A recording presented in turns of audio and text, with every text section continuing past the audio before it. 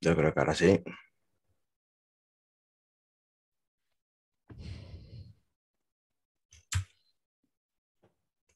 Ahora se ve un poquito mejor, ¿no? Sí, ahora muy bien. Bueno, vamos a ver el artículo 56 con 2 puntos y que, como podéis imaginar, es el más importante del título 2. El 56.1 son las funciones genéricas del rey y, como veis, hay 4. Dice, el rey es el jefe del Estado, símbolo de su unidad y permanencia, arbitra y modera el funcionamiento regular de las instituciones, asume la más alta representación del Estado español en las relaciones internacionales, continúa diciendo, especialmente con las naciones de su comunidad histórica, es decir, Iberoamérica, Filipinas, de lo que fueron colonias. Y luego te dice que ejerce funciones atribuidas por la Constitución y las leyes. Esto último significa que el rey realiza actos debidos. ¿Qué quiere decir actos debidos? Pues que él no tiene ninguna capacidad discrecional para hacerlos o no hacerlos. Por ejemplo, si tiene que sancionar una ley, pues la tiene que sancionar. No puede negarse ni puede hacer otras actuaciones pues que él le venga en gana, ¿no? Por así decirlo, el rey es el que menos pinta, porque todo lo que hace es porque se lo proponen otros, ¿no? Bueno, el 56.2 habla del título. El título es el de rey de España y podrá utilizar los demás que corresponden a la corona, pero el 56.3 pues es más importante. Te dice que el rey es inviolable y que no está sujeto a responsabilidad. Bueno, inviolable quiere decir que no puede ser juzgado, ni detenido, ni nada de esto. Y luego, que no está sujeto a responsabilidad, pues se hace a través de la figura del refrendo. El refrendo es la figura por la que se traslada la responsabilidad del rey a la persona que refrenda los actos. Por eso los actos siempre deben estar refrendados. ¿Sabéis cuál es la regla general del refrendo?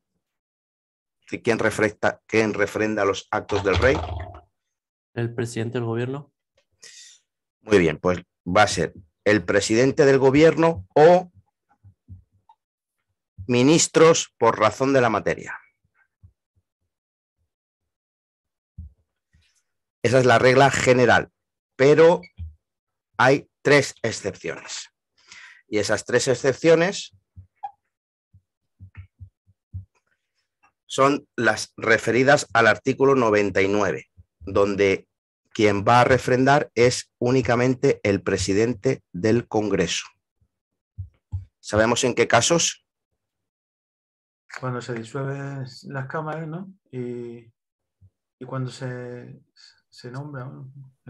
Bueno, en primer lugar, cuando ya sabéis que el artículo 99 dice que una vez celebradas las elecciones, el rey propone un candidato a presidente. Pues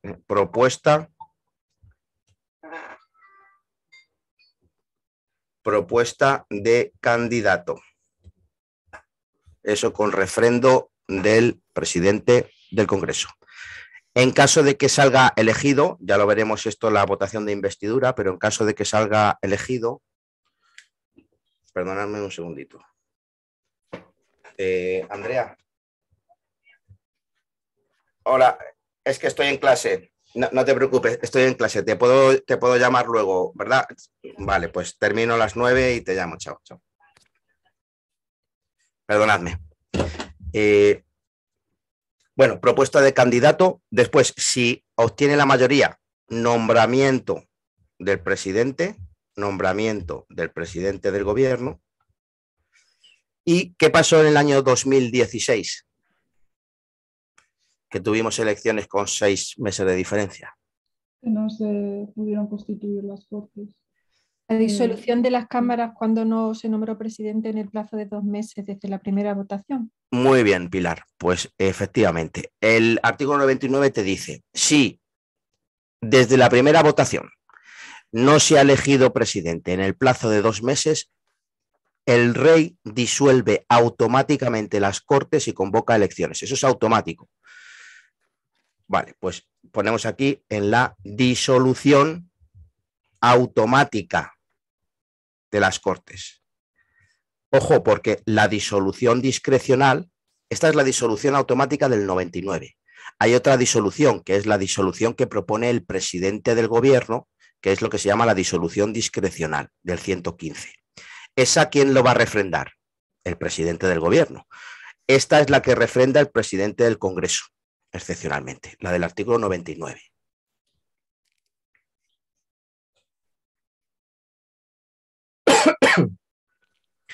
Esto es una de las cosas que más preguntan, la figura del refrendo referido a la corona, ¿vale? Todos los actos del rey deben estar refrendados. Dice, careciendo de validez, os lo pongo aquí, el artículo 56.3 dice, careciendo de validez, si no tiene refrendo, dice, excepto el 65.2. No se ve ahí porque, a ver si lo pongo un poquito más pequeño, se puede ver, excepto el 65.2, que son los actos referidos a la casa del rey. Eso no van a requerir refrendo.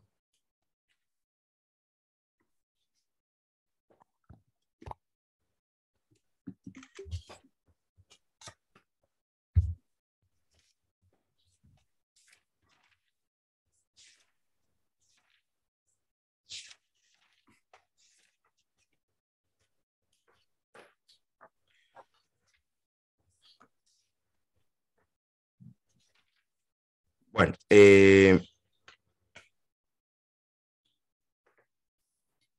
vamos a ver ahora el artículo 57 sobre la sucesión.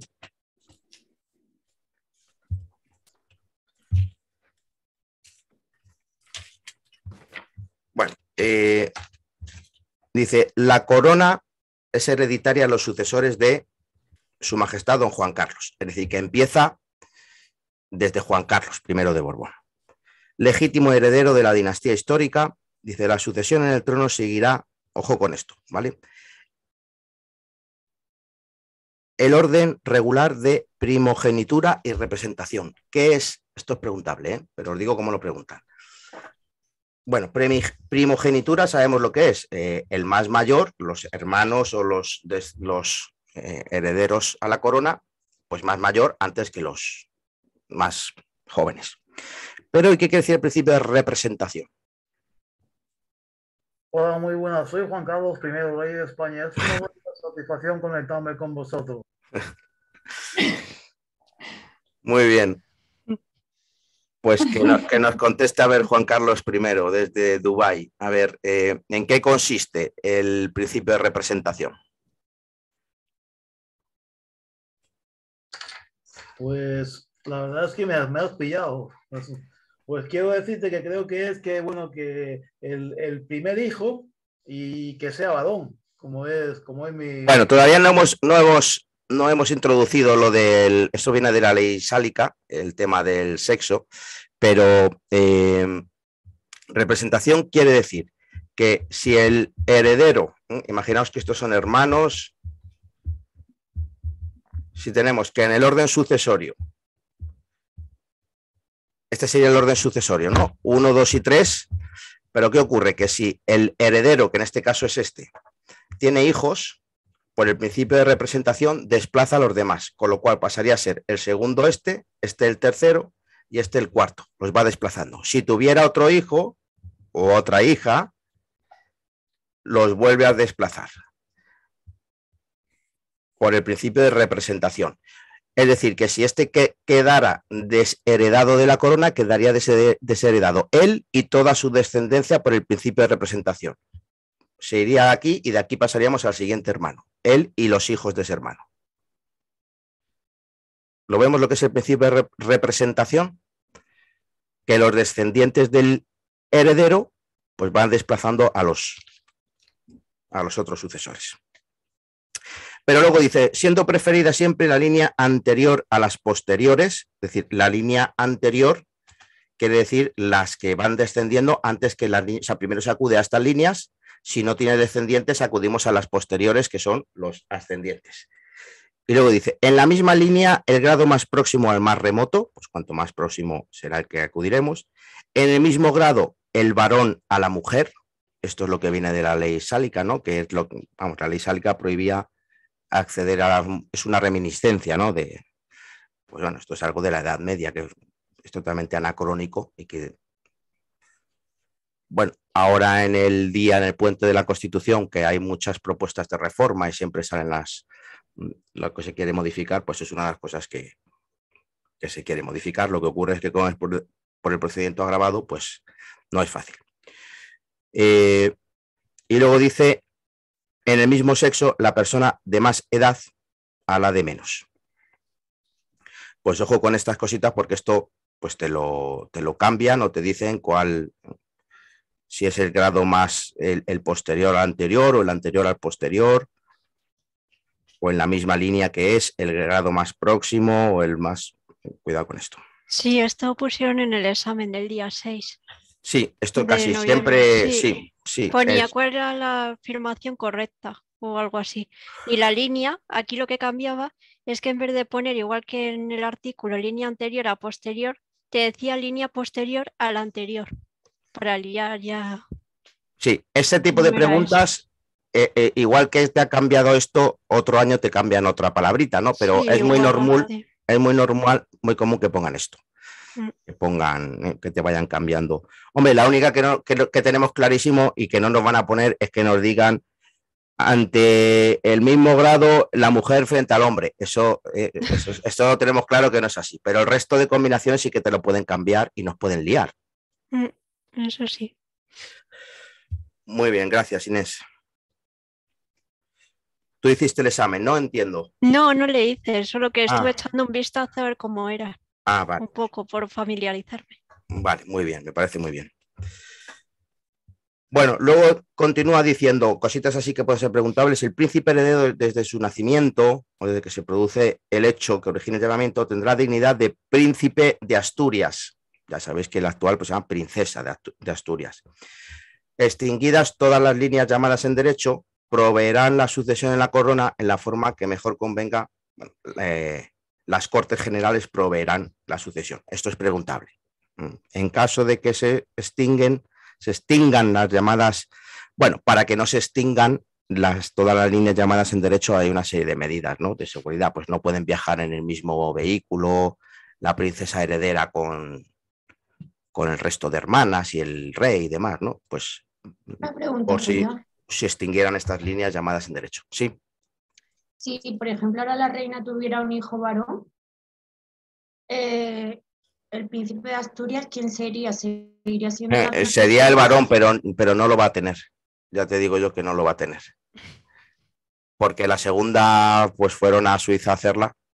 O sea que si quisieran tener otra hija, tendría que ser otra hija. Irían a Suiza a hacerla otra vez y ya está. Porque tú imagínate que en pleno siglo XXI, pues naciera un varón y desplazara a la princesa de Asturias.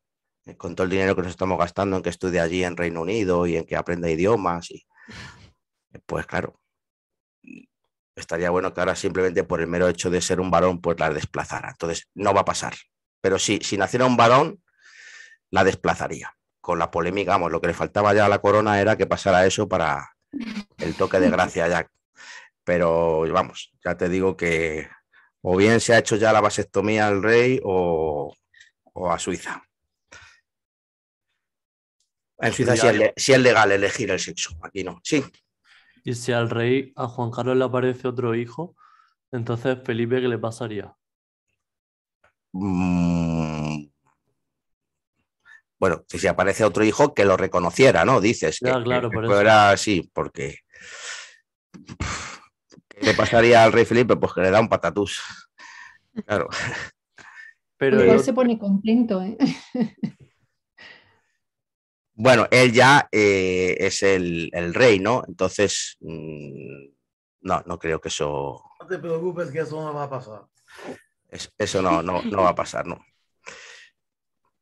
Pero bueno, el tema más peliagudo aquí, pues es el del sexo, ¿no? Entonces ahí sí que, pues, tendrán cuidado. Está bastante ya tocada la corona. Bueno, seguimos. Dice, aquellas personas que teniendo derecho a la sucesión en el trono. Ojo con esto, porque esto dijeron o hablaron incluso cuando, creo que fue por el año 2003 o 2004, ¿no? Cuando empezaron el romance de Felipe y Leticia, pues se barajó esto, ¿no? Dice, aquella persona que teniendo derecho a la sucesión en el trono contrajera matrimonio contra la expresa prohibición del rey y de las cortes, quedarán excluidas en la sucesión de la corona por sí y sus descendientes. Bueno, como veis, lo de por sí y sus descendientes es el principio de... Representación. Muy bien, representación.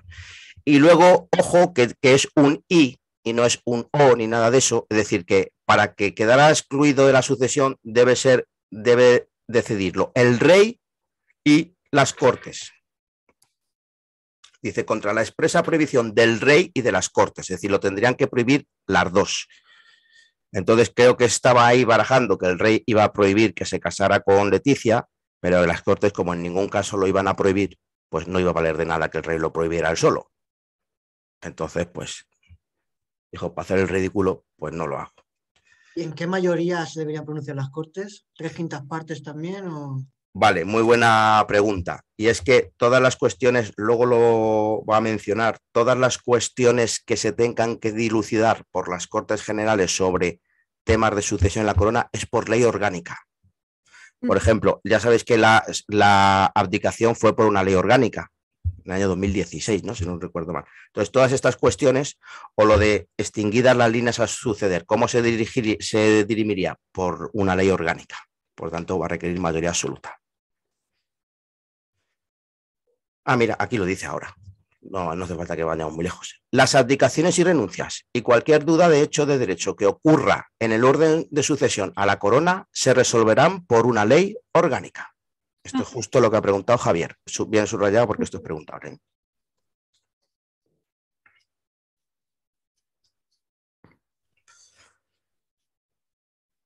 Vale, 58. La reina consorte o el consorte de la reina, ¿sabemos lo que es esto? La reina consorte es la Leticia, ¿verdad? O el consorte de la reina, pues será el que se case con Leonor. No podrán asumir funciones constitucionales, salvo lo dispuesto para la regencia. No pueden asumir funciones constitucionales, es que todos estos actos obligados, actos debidos que le corresponden al rey, nada más que los puede hacer o el rey de España o la reina de España, ¿vale? Pero no los consortes. Bueno, vamos a ver la regencia y la tutela. La regencia, ojo con esto, porque la regencia es para los actos públicos del rey, es decir, los actos constitucionales, mientras que la tutela es para la esfera privada, la administración de su patrimonio, su educación, su cultura, etc.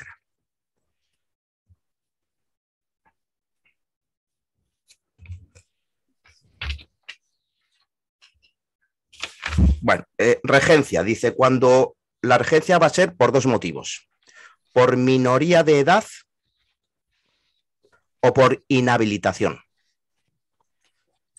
La primera es por minoría de edad, dice, cuando el rey fuera menor de edad, por cierto, cuando hay regente, ¿por qué hay regente? ¿Porque no hay rey? ¿O hay regente y hay rey? Hay rey, ¿no? Hay rey. Puede haber rey, pero sin tener capacidad jurídica, ¿no? Vale, pregunta de examen. ¿Cuando hay regente hay rey? No. No. Sí. Sí, claro que hay rey. Si no hubiera rey, corre el orden sucesorio. ¿Me explico? Por tanto, no puede no haber rey. O sea, no puede no haber rey. Siempre tiene que haber rey. Es decir, el regente no es que exista porque haya rey, porque no haya rey, sino es porque el rey es o menor de edad y no puede hacer, claro, un rey de 7 años, pues no va a sancionar, que no sabe ni escribir, no va a sancionar una ley, ¿no? Entonces, lo que quiero que tengáis claro es que muchas veces os confundís y creéis que hay regencia porque no hay rey. No, si no hay rey, corre el orden sucesorio. Por tanto, rey debe haber siempre. Lo que ocurre es que está o inhabilitado o menor de edad. Vale, pues te dice, cuando el rey fuera menor de edad, el padre o la madre del rey, o en su defecto, si no tuviera padres, el pariente mayor de edad más próximo a suceder, según el orden que ya hemos visto en el 57, entrará a ejercer inmediatamente la regencia hasta que sea mayor de edad. Pero en caso de inhabilitación, dice, para el ejercicio de su autoridad, pues, ¿quién debe reconocer la inhabilitación? Esto lo han preguntado. Las Cortes Generales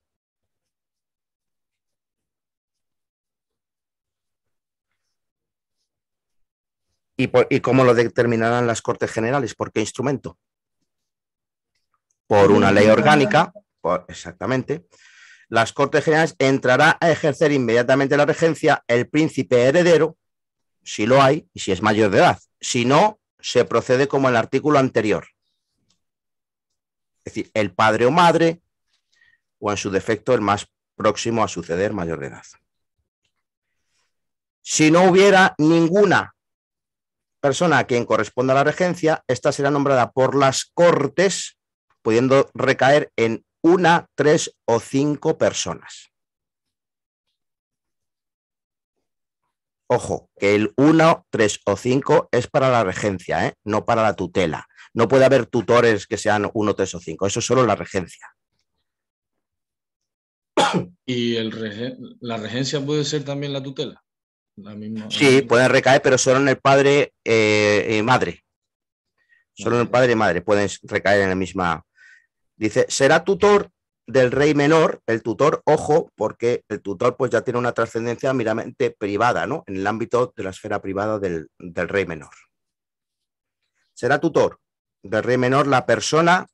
Hay 3 tipos de tutela. Esta es la testamentaria. Dice, la que se establezca en el testamento nombrado por el rey difunto, que hubiese hecho el rey difunto. Ojo, dice, siempre que sea mayor de edad, claro, y español de nacimiento. Ojo con este español de nacimiento, que les gusta preguntarle lo de español de nacimiento. Debe ser español de nacimiento para poder ponerlo en la testamentaria, solo en la testamentaria, ¿vale? 2, si no lo hubiera nombrado, esto es lo que se llama la tutela legítima. Si no está nombrado testamentariamente, será el padre o madre, mientras permanezcan viudos. Y la tercera es la que se llama la tutela dativa. Dativa viene de dada. Si no está ni en el testamento, ni tenemos padre o madre, la legítima, pues no la tiene que dar, pues se llama dativa, las Cortes Generales. En su defecto lo nombrarán las Cortes, pero no podrá acumularse los cargos de regente y de tutor, lo que ha preguntado Antonio, sino, salvo en el padre, madre o ascendientes directos del rey, es decir, abuelos. Padre, madre o abuelos son los únicos que podrían agrupar regencia y tutela.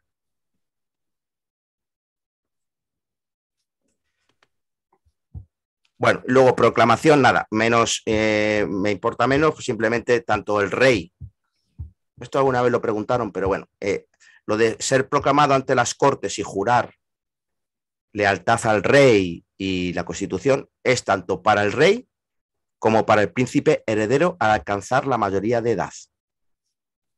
Y los regentes, claro. Entonces veremos a Leonor cuando cumpla los 18 años, pues que es proclamada ante las Cortes Generales y deberá jurar fidelidad al rey. ¿Cómo se llama la segunda? La primera era testamentaria, la última dativa y la segunda legítima. legítima. Las tutelas son testamentaria, legítima y dativa. Solo tutela, regencia no es así. O sea, no se llaman así. Pregunta de examen. ¿En qué casos debe ser español de nacimiento? Dice, para ejercer la regencia, para ejercer la tutela, cualquiera de sus modalidades. La tutela, nada más. En cualquiera de sus modalidades. Testamentaria. Solo la testamentaria.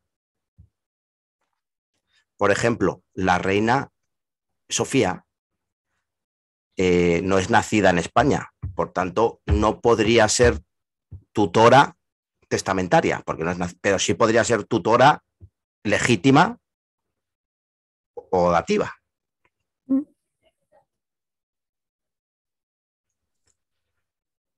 Bueno, artículos 62 y 63, de los más importantes de este título, que son las funciones del rey. ¿Estáis hablando a alguien? Ah.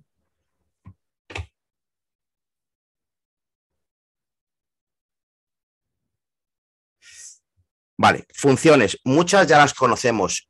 Otras muchas nos van a salir más adelante también. Pero no es que haya que saberse todo este listadito así exhaustivo, ¿no? Pero sí hay que saberse todas estas funciones. Corresponde al rey sancionar y promulgar las leyes. ¿Sabemos la diferencia entre sancionar y promulgar? Bueno, la sanción es una figura... Bueno, antes de esto, pregunta de examen. ¿Quién sanciona y promulga las leyes de las comunidades autónomas? El presidente de la comunidad, pero en nombre del rey. Muy bien, pero las dos cosas, sanción y promulgación, no. Solo promulgación, porque las leyes autonómicas no se sancionan. Entonces, las leyes autonómicas solo se promulgan por el presidente de la comunidad, como bien dice Javier, en nombre del rey. Vale, ¿y por qué no se sancionan? Pues porque la sanción es una especie de bendición, eso es una figura regia de la Edad Media, que eso solo le corresponde hacer a los reyes. La sanción, pues es una especie de bendecir la norma, y luego promulgar es esa coletilla donde dice la norma cuando se publica en el BOE. Y hago conocer a los ciudadanos españoles para que se promulgue y se cumpla y hagan cumplir la siguiente norma. Pues eso es que queda promulgada, ¿vale? Eso se hace firmando la ley, ¿no? Ya queda sancionada y promulgada, pero para que conozcáis estas dos figuras, de dónde vienen y en qué consiste. En las repúblicas, pues solo se promulgan las leyes, pero no se sancionan por nadie, porque la sanción es una figura regia de la corona. ¿Vale? ¿Sí? B. Corresponde al rey convocar y disolver las cortes y convocar las elecciones.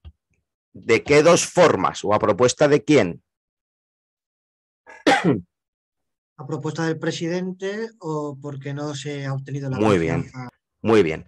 Ponéis ahí si queréis, vamos, yo pondría ahí la disolución, la hay de dos tipos, la discrecional o la automática. La discrecional es cuando lo propone el presidente, lo elige el presidente, y la automática del 115 y la automática es del 99 que hemos visto antes.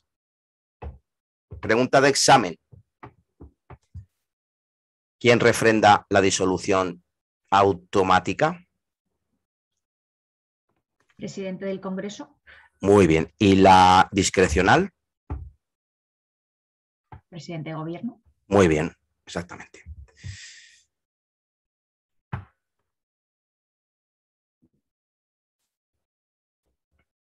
Vale, otra cosa, hago un pequeño, muy pequeño, un pequeño paréntesis aquí. ¿Sabemos cuándo el gobierno cesa? Porque esto aquí siempre es raro que no falléis aquí esto. ¿Sabemos las causas por las que cesa el gobierno? El gobierno... de censura una, ¿no? Bueno, esa es muy bien, una moción de censura. Pero cuando se disuelven las Cortes, ¿cesa el gobierno? No, es cuando se constituyen las nuevas, ¿no?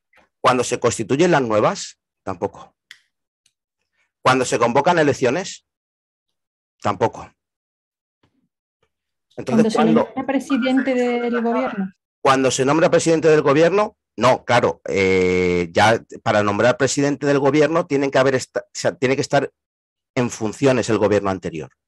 Entonces ya debe estar cesado el gobierno anterior. En cuanto se celebran las elecciones, en cuanto... Muy bien, Susana. Te dice tras la celebración de elecciones. Dice, el gobierno cesa por 3 motivos. Por dimisión o fallecimiento de su presidente, por pérdida de la confianza parlamentaria, moción de censura, cuestión de confianza, o tras la celebración de elecciones. Tras la celebración de elecciones es pues a las 8 de la noche, cuando se cierra el colegio electoral, ya la primera vez que sale el gobierno a dar resultados ya está en funciones. Y permanece en funciones hasta la toma de posesión del siguiente gobierno. Lo digo porque siempre se asocia, mal asociado, la disolución de las Cortes no cesa al gobierno. La convocatoria de elecciones tampoco hace cesar al gobierno. Lo que cesa al gobierno es tras la celebración de las elecciones. De hecho, cuando se están celebrando elecciones, el gobierno está cesado, ¿no? Es cuando se han terminado de celebrar las elecciones.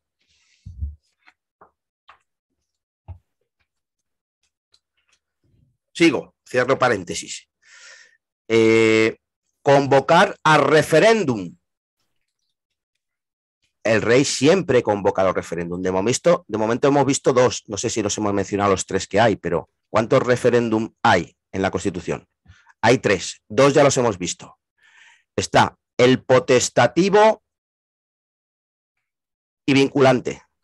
¿De qué artículo? Potestativo y vinculante. 167. Muy bien, del 167 reforma ordinaria. Luego está el preceptivo y vinculante del 168. Y luego está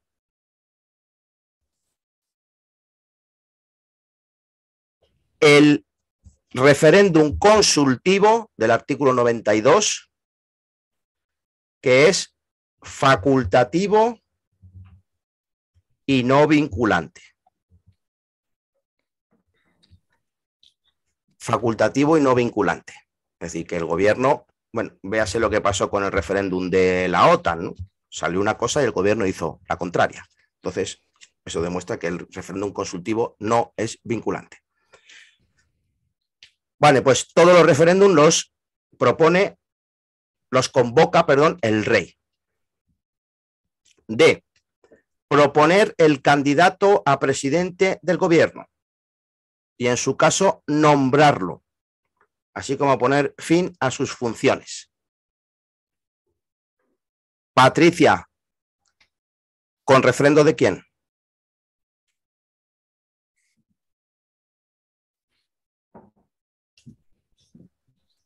Del mismo, ¿no? No, aquí no hay presidente del gobierno. Proponer a candidato a presidente del gobierno no hay presidente. Y nombrarlo todavía no hay presidente. Presidente del Congreso. Presidente del Congreso. Si no es el presidente o no es el ministro porque no hay gobierno, los únicos 3 casos son el presidente del Congreso. Nombrar y separar a los miembros del gobierno a propuesta del presidente. Expedir, ¿sí? ¿A qué se refiere con separar? Es lo mismo, es el camino de vuelta del nombramiento. Separar quiere decir, pues, decretar su cese. Oh, vale. Cuando termina su mandato, ya sea porque porque cesa el gobierno tras la celebración de elecciones, pues hay que también hacer un acto formal de separación. Vale. F. Expedir los decretos acordados en Consejo de Ministros. Expedir decretos es lo mismo. A ver, es lo mismo que sancionar y promulgar las leyes, pero en los decretos se llama expedir, que es firmarlos. Cuando se firma la ley se llama sanción y promulgación y cuando se firma el decreto se llama expedir decretos. Pregunta de examen. ¿Un real decreto ley se sanciona y promulga o se expide?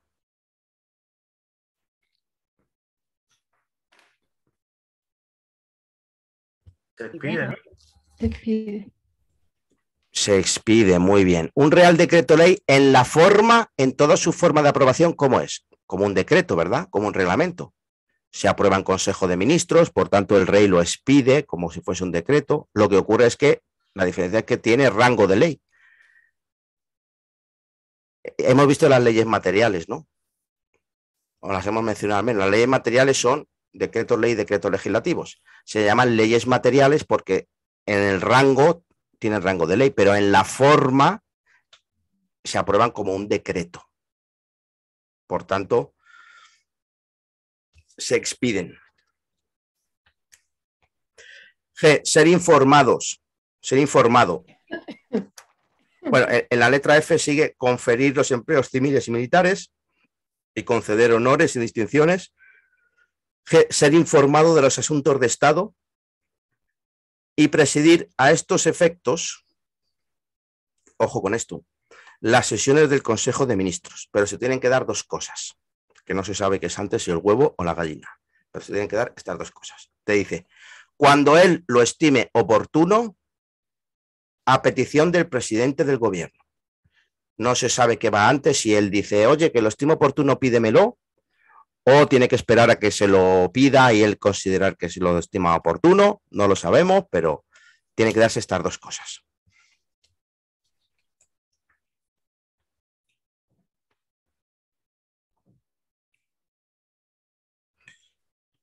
Vale. Bueno, y sobre todo, que esto también es preguntable, a los meros efectos de ser informado, es decir, presidirá el Consejo de Ministros no para tomar decisiones, sino para ser informado de lo que ahí se trata. El mando supremo de las Fuerzas Armadas, ejercer el derecho de gracia, con arreglo a la ley, que no podrá autorizar indultos generales. Y por último, el alto patronazgo de las Reales Academias. Y el 63 continúa con funciones, pero ya solo de política exterior. Digamos que estas eran las funciones específicas de política interior dentro del Estado, y fuera, hacia afuera, pues tenemos que el rey acredita a los embajadores y otros representantes diplomáticos, y al revés, los representantes extranjeros se acreditan ante él. 2. Al rey corresponde manifestar el consentimiento del Estado para obligarse internacionalmente por medio de tratados. ¿Cómo?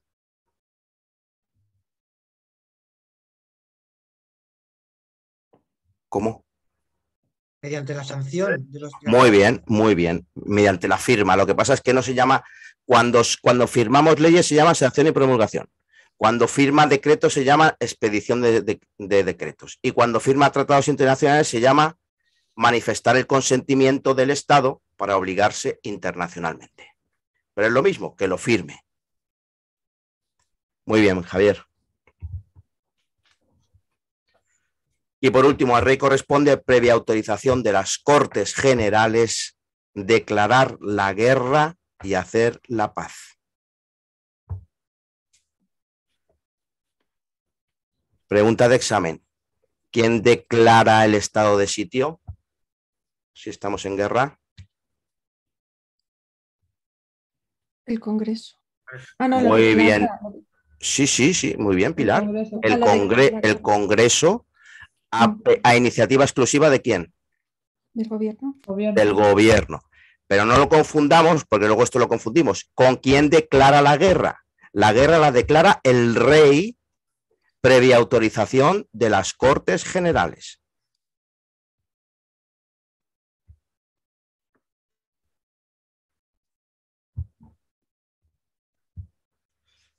Vale, el 64 es el artículo del refrendo, que ya lo he explicado, no tiene nada, pero vamos a ver cómo lo dice. Los actos del rey serán refrendados por el PG y en su caso por los ministros competentes. Pero continúa diciendo los tres casos que hemos visto. La propuesta, el nombramiento del PG y la disolución prevista en el artículo 99, la automática, serán refrendados por el presidente del Congreso. ¿Y en qué casos va a refrendar el presidente del Senado? Alba. Ninguno. En ninguno, muy bien. ¿Y qué hace el refrendo? Traslada la responsabilidad a las personas que lo refrendan. Dice, de los actos del rey serán responsables las personas que lo refrenden. ¿Y por qué deben ser refrendados los actos del rey, Isabel?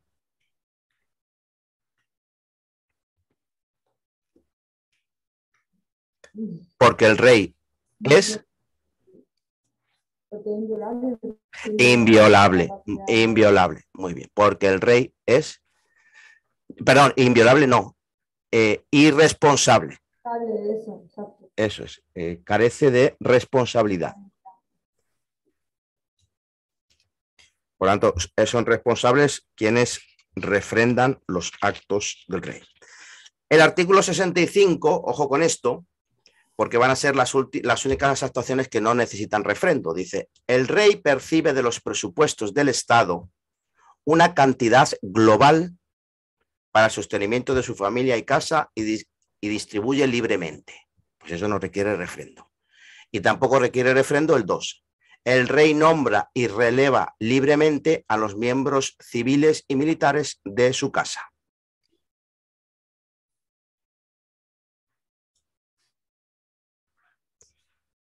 Vale, y esto no suele venir en, bueno, viene aquí en Adams, no sé si vendrá también en CEF, que puede que sí, la diferencia, pero a nivel conceptual, la diferencia entre familia real y casa del rey. Diferencia entre familia real y casa del rey. Bueno, la familia real es la que se establece en un real decreto, ¿vale? Bueno, yo os digo el real decreto, si no os acordáis del numerito no pasa nada, no es grave, pero sepáis que existe, ¿vale? Este decreto. Real decreto 2917/81, por el que se crea el registro civil de la familia real.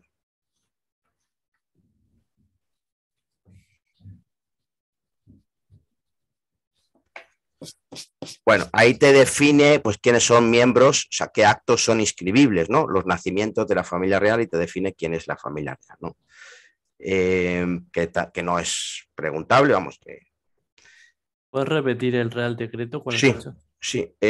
Real Decreto 2917. 81. Sí, los Vale, digo. gracias.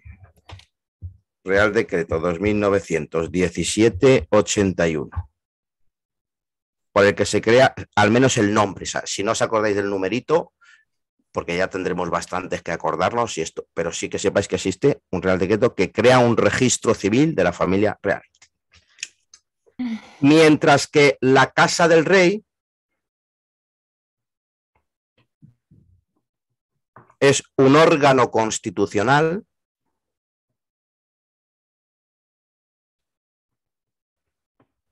constituido por una jefatura,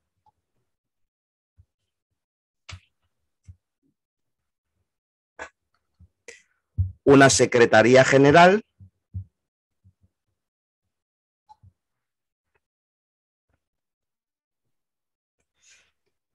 y el cuarto militar.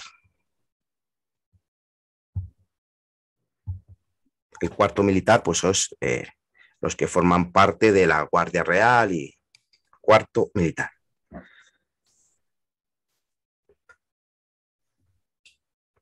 Bueno, aquí en estos puestos hemos tenido a gente, ¿verdad? Os sonará Alfonso Armada, que fue... Os suena Alfonso Armada, ¿no? El del golpe de Estado, ¿no? El del golpe de Estado del 92, o del 82, perdón, del 83. No, del 81. 81. Oye, no he dado. Del 81. Bueno, con eso es más que suficiente.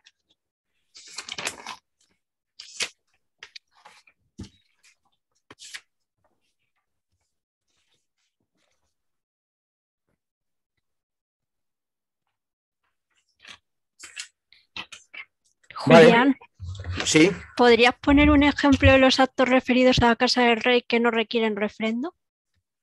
sí, pues nombrar a Alfonso Armada secretario general, nombrar a fulanito jefe de la Casa Real. Todos esos nombramientos, nombrar a sus asesores,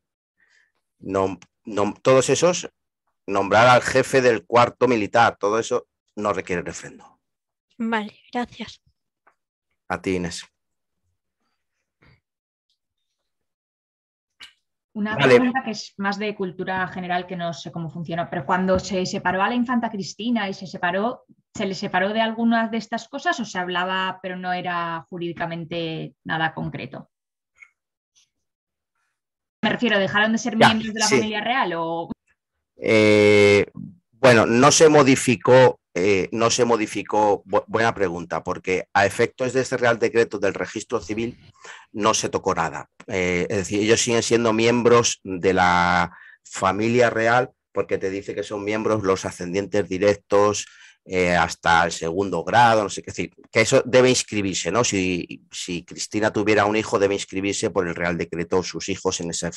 Lo que ocurre es que el rey, dentro de esas facultades que tiene para gestionar su casa, pues decide quién percibe una atribución dineraria por formar parte de la familia real. Pero eso ya es totalmente potestativo por él, ¿no? Por ejemplo, también lo ha hecho con su padre, que dijo que le retiraba, creo, ¿no?, la asignación, y pasó cuando condenaron a un Urdangarín, como bien dice Belén, pues se la separó de la casa, pero creo que fue a efectos de que ya no iba a participar, creo que ya no cobraba ninguna retribución de la Casa Real, pero además pues a efectos de protocolo pues ya no se la iba a invitar a estas, pero